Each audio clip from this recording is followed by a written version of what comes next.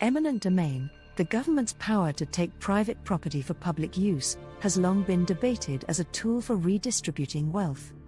However, the lens of economic analysis, particularly through the prism of the broken window fallacy, challenges the notion that such endeavors generate true wealth.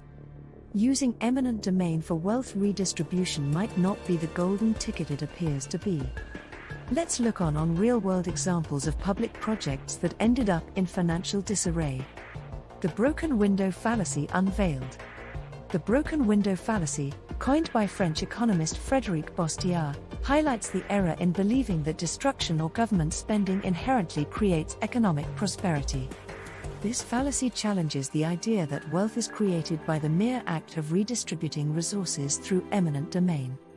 There is only one difference between a bad economist and a good one. The bad economist confines himself to the visible effect. The good economist takes into account both the effect that can be seen and those effects that must be foreseen. Frédéric Bastiat. Public projects gone awry. History is rife with examples of public projects initiated with the intent of wealth redistribution that ended up as economic sinkholes. One such example is the infamous Boston Central Artery/Tunnel project, commonly known as the Big Dig.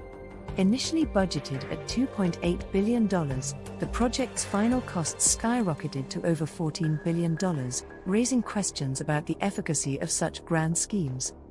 Sometimes the road to wealth redistribution is paved with unforeseen expenses and taxpayer dollars. Anonymous. The illusion of economic stimulus. Using eminent domain to redistribute property often presents itself as a strategy for economic stimulus. However, economists caution against this simplistic view, emphasizing the unseen costs and lost opportunities associated with such endeavors. The high price of misguided development. Projects like the Atlantic Yards in Brooklyn exemplify the pitfalls of using eminent domain to spur development. Despite promises of job creation and economic revitalization, the project faced substantial delays, cost overruns, and community displacement, raising doubts about the true benefits of such interventions. Politicians' dilemma. Politicians, eager to showcase their commitment to development and wealth redistribution, may find themselves in a dilemma when public projects spiral out of control. The pressure to deliver on promises can lead to hasty decisions that overlook the long-term consequences. A government big enough to give you everything you want is a government big enough to take from you everything you have. Gerald R. Ford.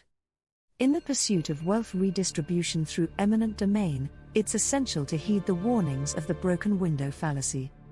While the intentions behind such endeavors may be noble, the unseen costs, unforeseen challenges, and potential for economic missteps should not be underestimated. True economic prosperity arises not from mere redistribution, but from sustainable, well-considered initiatives that foster genuine growth and development. As we navigate the complexities of public projects, let us remember that wealth creation demands a nuanced understanding of both the visible and unseen consequences of our actions. For more information on eminent domain and other government abuse, visit A Conscious Conservative at conservativeconscious.blogspot.com.